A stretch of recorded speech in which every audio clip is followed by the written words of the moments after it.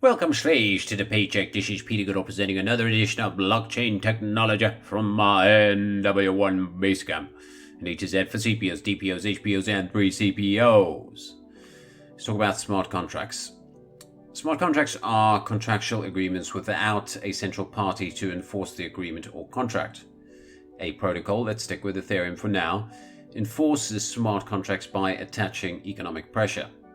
They can also enforce implementation of a requirement if it lives within the blockchain, because Ethereum can prove certain conditions were or were not met.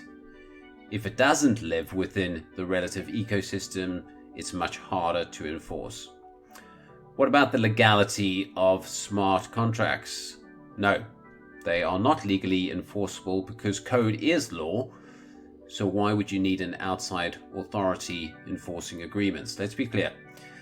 Legal systems are controlled by governments, and governments are central authorities, some with more or less consent and democratic principles in play.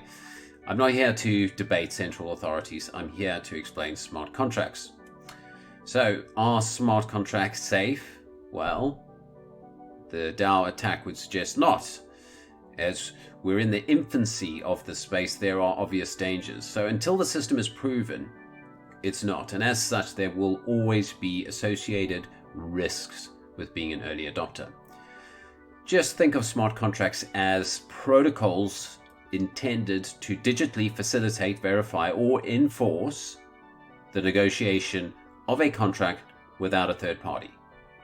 Blockchains definitely do have issues, but that said, they are faster, cheaper, and more secure than traditional systems, and this is why banks and governments are turning to this technology. The best analogy I've read up on when trying to describe a smart contract is the vending machine one. It's the simplest transaction you can make. You decide what you want and insert money into the machine. Once you click on the button or insert the code for the item of the same value, the machine automatically releases it. Smart contracts essentially work the exact same way. These contracts automatically enforce themselves once certain conditions are met. My quote for today: the death rate for people who play it safe and for people who live boldly is exactly the same, 100%.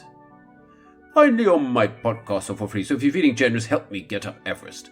Visit www.2nh.com and help me live my dream whilst raising £250,000 for Mind and NSBCC. Signing out, this is Peter Goodall, aka the Agile Goat, and his Yorkie Poo. Have a great one.